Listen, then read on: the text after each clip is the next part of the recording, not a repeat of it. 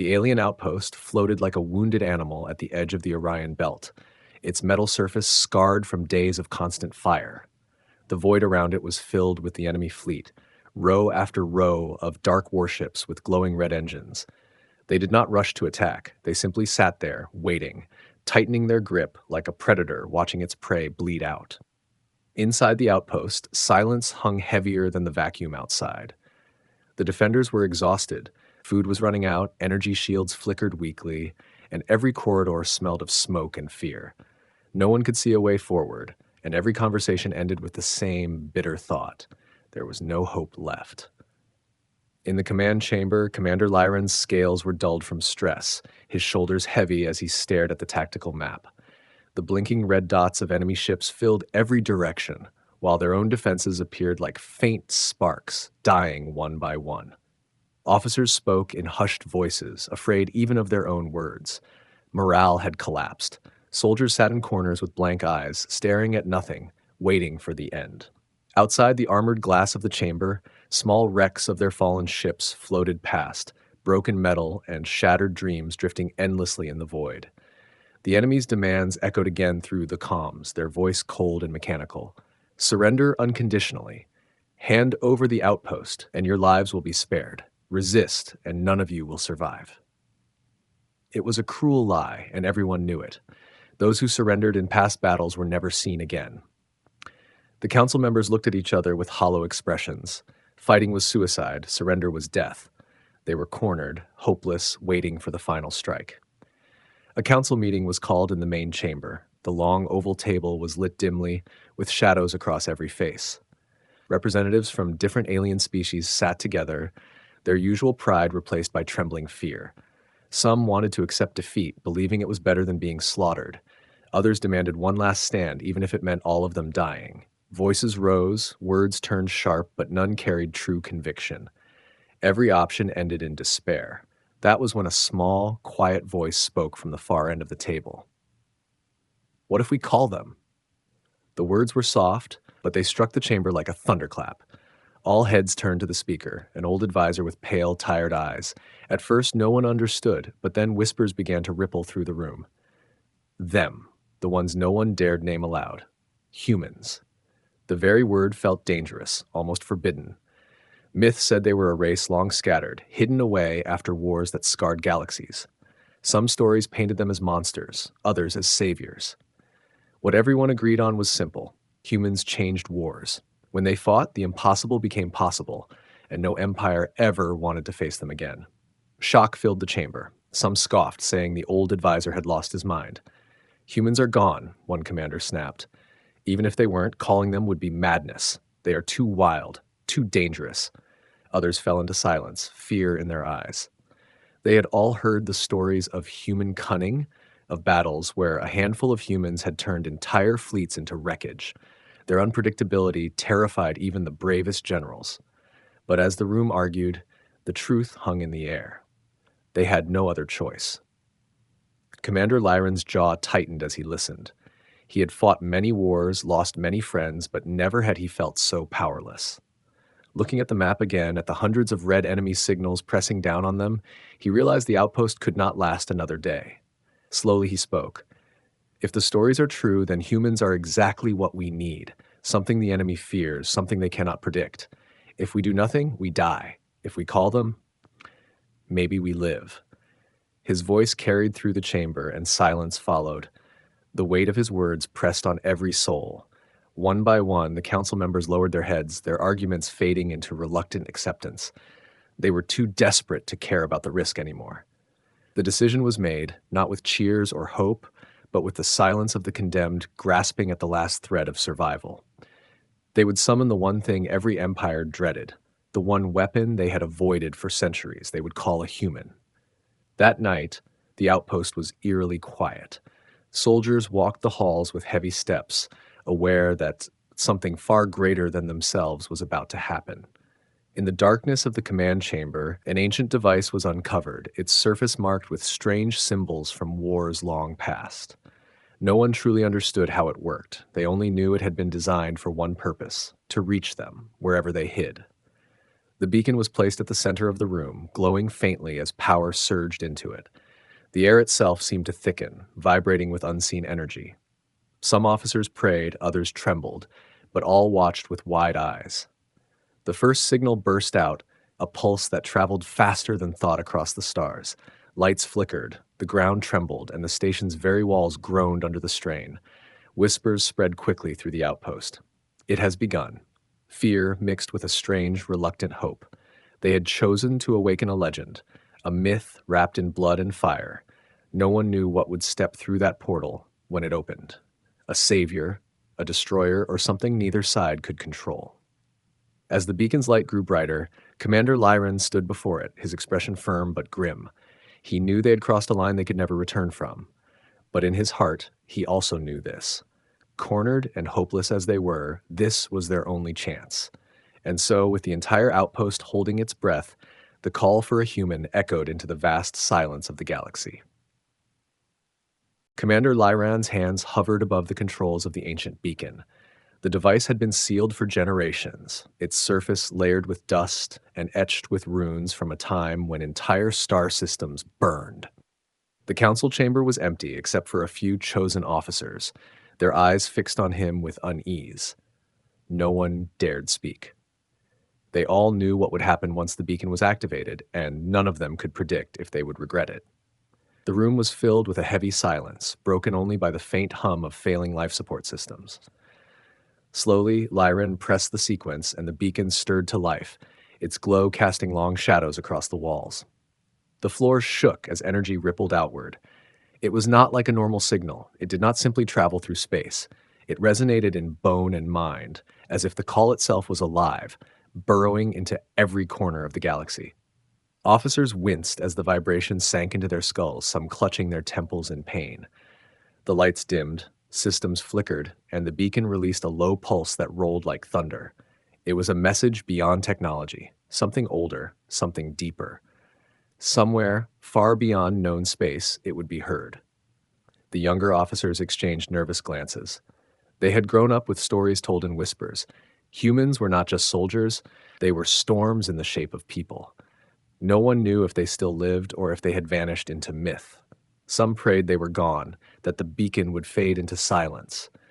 But even as hope of failure flickered, the beacon pulsed again, this time brighter, fiercer, like a heartbeat demanding an answer. The chamber's air turned heavy, and the metal under their feet seemed to groan as though resisting what was coming. An old advisor leaned forward, voice trembling. "It has reached them." His words made the officers stiffen. Fear hung in the room. If the signal had truly been received, then someone would answer. The enemy ships outside continued their blockade, unaware that the outpost had just sent a message that could shift the balance of the war. Lyran's chest tightened as he realized there was no undoing this choice. They had pulled the trigger, and now they could only wait for what followed. Hours passed like years. The beacon's glow pulsed steady and relentless, filling the chamber with a rhythm like a drumbeat of war. Then, for the first time, the air itself seemed to bend, the temperature dropping as static crackled along the walls. Consoles sparked, warning alarms howled, and the beacon flared to a blinding brilliance. Every officer shielded their eyes, hearts hammering with terror and anticipation. Something was coming. The signal had been answered. The center of the chamber twisted, reality itself bending like a curtain pulled aside. A swirling aperture opened, glowing with harsh white light. The officers staggered back, weapons raised, unsure whether they had summoned a savior or unleashed their own destruction.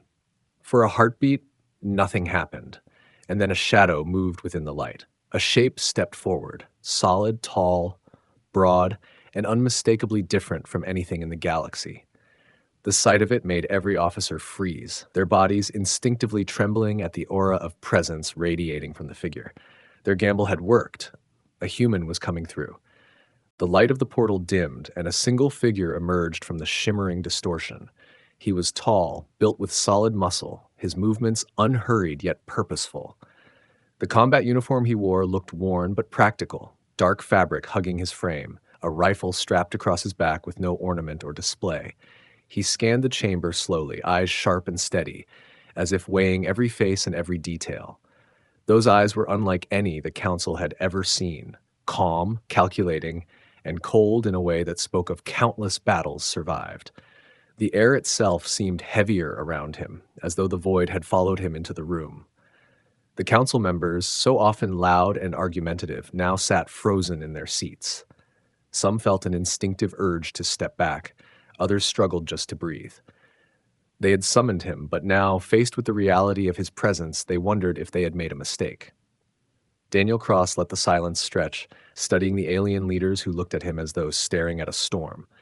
His voice, when he finally spoke, carried across the chamber with quiet authority. "You sent for a human. I came. Now tell me what needs to be destroyed." No shouting, no arrogance, just certainty. The weight of his words fell over the room like a verdict. Commander Lyron, who had once doubted this decision, found his throat dry as he explained the dire situation. He spoke of the armada, of the endless blockade, of the crumbling defenses that could not hold another day. Daniel listened without interruption, his expression unreadable, his gaze never wavering. When Lyron finished, the human only asked for a shuttle, fuel, and a handful of tools. He made no speeches, offered no reassurance. He simply prepared. The officers exchanged uneasy glances as he left the chamber. None understood how a single man could shift the tide against hundreds of warships, but deep inside, a strange spark flickered to life. The stories they had whispered for centuries spoke of this exact feeling. The calm before humans turned despair into fear, and fear into fire. They had not summoned a soldier, they had summoned something far more dangerous. The hangar echoed with the hiss of pressure valves as the small shuttle was prepared. It was nothing compared to the colossal warships outside, a fragile craft meant only for scouting, never for combat. Yet Daniel Cross inspected it with calm precision, moving as if the outcome of the entire war already rested on its wings. He adjusted straps, checked seals, and loaded a few crates of explosives, his hands steady while alien engineers watched with disbelief. To them, it looked like madness. To him, it was routine. When asked why he needed so little, Daniel only muttered, "Too much equipment slows you down." The shuttle lifted off, slipping through the weakened shield of the outpost. The alien officers crowded around the main display, watching the single green blip dart toward the swarm of red enemy signals. The enemy fleet noticed immediately. Warnings lit their channels and laughter followed. "One vessel? A desperate fool." Their commanders sneered. They tightened their formation, certain the lone intruder would be vaporized within minutes. But the scanners began to scream. Daniel's shuttle moved in ways the enemy did not expect, twisting at impossible angles, skimming along the debris field where wrecks floated, hiding behind broken metal, then bursting out again like a shadow. Turrets fired, but their targeting systems lagged behind his erratic path. Missiles locked on, only to explode harmlessly as Daniel used the wreckage of fallen ships as shields. Each maneuver looked reckless, suicidal even, but it worked. His vessel became a phantom in the chaos, vanishing before the enemy could pin it down. Then came the moment no one believed possible. Daniel slipped close to the hull of a massive cruiser, his shuttle clinging so tightly to its surface that the enemy's scanners lost track of him.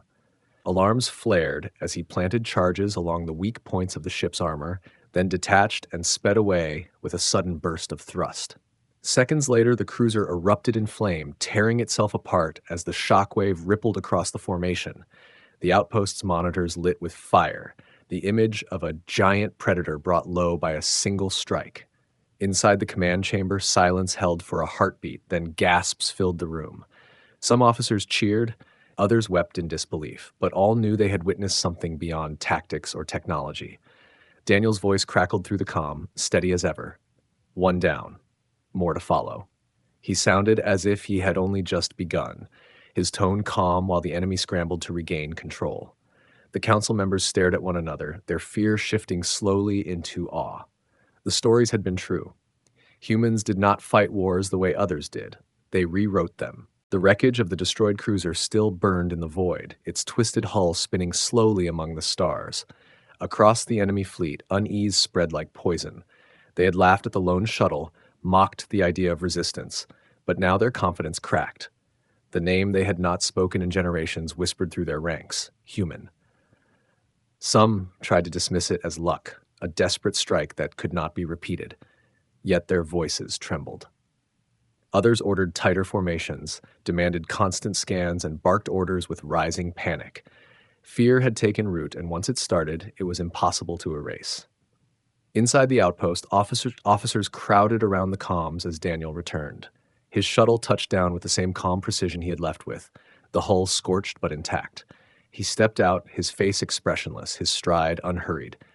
To him, the destruction of a warship seemed no more remarkable than fixing a broken machine. He carried no trophies, no symbols of victory, only a quiet certainty that unsettled even his allies. When questioned, he gave a simple reply: "That was only the beginning." The words carried weight heavier than any speech. Soldiers who had nearly given up felt a strange fire stir inside their chests. For the first time in weeks, they lifted their heads. The council members exchanged glances, realizing that this man did not see the battle as unwinnable. He saw it as a puzzle, and puzzles could be solved. The enemy, meanwhile, tightened their grip, but with every new order they revealed their fear. The presence of a single human had already begun to reshape the battlefield, not through numbers or weapons, but through the invisible power of dread. In the silent corridors of the outpost, whispers spread faster than the alarms. Crews spoke his name with reverence and unease, describing him as if he were both savior and executioner. They had summoned something they barely understood, and now they wondered what else he was capable of. Out beyond the stars, enemy captains adjusted their strategies, but the truth hung over them all. Humans did not fight like anyone else. They broke rules, shattered patterns, and left fear in their wake. Daniel Cross had returned alive, and everyone knew the war had just shifted in a way the enemy could no longer control. The alarms blared as the enemy fleet surged forward, their formations tightening into a wall of steel and fire. Dozens of warships advanced together, their cannons charging with light that painted the void in crimson. Inside the outpost, panic threatened to rise again, but Daniel Cross stood in the hangar, already preparing. He had chosen a handful of volunteers, pilots who barely trusted him, but who followed because something in his presence left no room for refusal. His voice was calm as he outlined a plan that seemed reckless to every trained officer listening. "We don't meet their strength. We break their rhythm. Follow me, and don't question it." The battle erupted in a storm of explosions. Daniel's ship broke formation immediately, darting away from the standard lines the coalition had always clung to. Enemy scanners struggled to track him as he weaved through the chaos, forcing their cruisers to fire on one another in the confusion. He lured squadrons into the path of hidden mines, dragged destroyers across fields of drifting wreckage that tore their hulls apart, and used every scrap of the battlefield as a weapon. His volunteers hesitated at first, but when they saw his madness work, they followed him with growing faith. From the outpost command chamber, officers watched in disbelief. Enemy ships that had seemed unstoppable moments before now collapsed into chaos. Their perfect formations unraveled, their disciplined fire turning into desperate bursts as Daniel carved through their ranks like a shadow. Every time he spoke over the comms, his tone was steady, almost casual, as if guiding them through a drill rather than a fight for survival. Explosions lit up the void, bright blossoms of fire swallowing ships twice the size of his fragile craft. The coalition defenders, once too broken to stand, now surged with energy. Inspired by the impossible, they launched with renewed fury, pressing the enemy on every side. For the first time, they saw fear in the movements of the invaders, hesitation where there had been confidence. In the heat of battle, Daniel's ship cut through the lines again and again, impossible to pin down. Alien pilots whispered in awe that he flew like a predator hunting prey, not like a soldier holding ground. When the final wave of enemy vessels broke formation and scattered, the outpost roared with triumph. Yet amid the cheers, Daniel's voice came over the comms once more, steady and unshaken. "This is only their test. The real fight hasn't started yet." His words froze every heart because they knew he was right. What they had survived was not victory. It was the warning of something far greater still to come. The stars trembled with the arrival of the dreadnought, a colossal shadow that blotted out constellations as it moved into position. Its hull stretched for miles, bristling with cannons larger than entire shuttles, its core reactor glowing like a sun caged in steel. Every alien on the outpost felt its presence in their bones. This was not just another ship, it was the Executioner, sent to end their resistance in one decisive strike. The defenders whispered in despair, for no fleet in history had survived a direct encounter with such a monster. Daniel Cross studied the tactical maps in silence. His expression did not change as he traced the dreadnought's flight path, noting its weaknesses the way a hunter might study the movements of a beast. The council filled the chamber with frantic arguments, demanding new formations, more shields, desperate strategies that had failed before. Daniel listened without comment until their voices grew hoarse, then spoke with quiet certainty. "You can't fight this with numbers. It has to be broken from the inside." His plan was as unthinkable as it was simple. He would board the dreadnought alone. The council erupted in protest. The idea was madness, suicide. But Daniel was already preparing. He strapped explosives across his chest, checked the rifle on his back, and stepped into the smallest craft the outpost could offer. His calm movements silenced further arguments. To him, this was not a gamble. It was necessity. As the hangar doors opened, his ship shot out into the void, vanishing beneath the shadow of the dreadnought. Enemy gunners barely noticed, dismissing the speck of a craft as debris. Minutes crawled into hours. The outpost shook as the dreadnought's cannons opened fire, pounding their shields with relentless fury. Officers clung to their stations, eyes fixed on the scanners, searching for any sign of Daniel. Then it began. Power spikes deep within the dreadnought, fire erupting from its secondary decks, alarms howling across the enemy channels. One by one, the massive ship's systems failed as sabotage tore through its heart. The defenders watched in stunned silence as the impossible unfolded before their eyes. The dreadnought split apart, flames ripping through its core, until the giant collapsed in a roar of fire and twisted metal. The enemy fleet faltered, their command shattered.